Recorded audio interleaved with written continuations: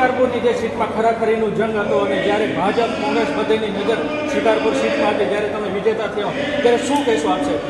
મને હરાવવા માટે ભારતીય જનતા પાર્ટીના ટોપ લેવલના નેતાઓ રોજ ધામા નાખતા, મારા કાર્યકરોની રોજ અટક થતી, રોજ એમને જેલમાં પૂરવામાં આવતા, એમને અનાયાસે રોજે રોજ પોલીસ તંત્ર દ્વારા પણ મારા વિરુદ્ધ કામ કરવામાં આવ્યું.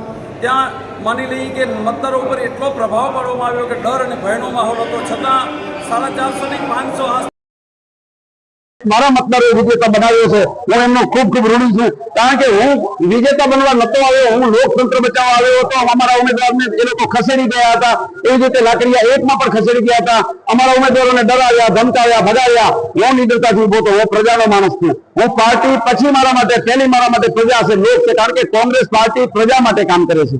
અને જ્યારે મને અહીંથી વિજેતા બનાવવામાં આવ્યો છે, હું આ મારા મતદારોને અને આખા તાલુકાના મતદારોને ખાતરી આપું છું કે મેં કોંગ્રેસ તરફથી મતદાન કર્યું છે. એ તમામને એમની સુરક્ષાની જવાબદારી કોંગ્રેસની મંજી રાઠોડની છે.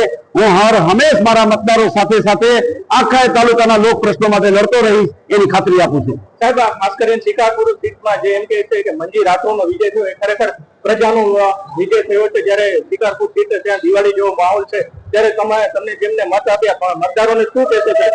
મારા મતદારોની પરિસ્થિતિ ત્યાં ખૂબ જ વિકટ છે. રોડ, રસ્તા, પાણી, ગટર કે બાથરૂમ, મકાનોની સુવિધા પણ નથી. એટલે આ વિસ્તારને મેં જોયું, કારણ કે સરકાર દ્વારા, ભારતીય જનતા પાર્ટી દ્વારા એને એકદમ ઉપેક્ષિત કરવામાં આવેલું છે અને એનો એક પડઘો છે. અને મતદારો મારા પાસે ઘણી આશા રાખે છે. ખાસ તો પોલીસ તંત્રનો જે ડર અને ભય, એમના ઘરોમાં જઈને સર્ચ ઓપરેશન કરવા, એમને ચપ્પુ હતા શાક સંભાળવાને, એનું પકડી જવા, હથિયારો.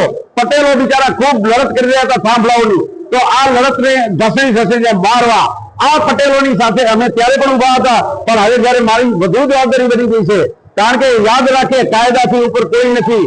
એ કોઈ પણ ઠેકેદાર હોય, કોન્ટ્રાક્ટર હોય, ગમે તેવો મોટો મગરમચ્છ હોય, તો એને લોકતંત્રમાં તાકાત છે હાથીને પણ વશ કરવાની, તો આ તો મગરમચ્છો છે. અને આ બેઈમાનો જે ખોટા ધંધા કરીને અમારી જે કોંગ્રેસ ઉપર પાણી ફેરવ્યું છે, ભચાઉ તાલુકામાં કોંગ્રેસ ક્યારેય હારવાની નથી. પરંતુ રેતી, માટી, મીઠું, જે અહીંયાથી ભચાઉમાંથી હજારો ટન જે માટીનું ખનન થઈ અને આ ગાંધીધામ આદિપુરનો દરિયો પૂરવામાં આવ્યો છે, આ ખનન ચોરોના રૂપિયાથી કોંગ્રેસને નુકસાન થયું છે.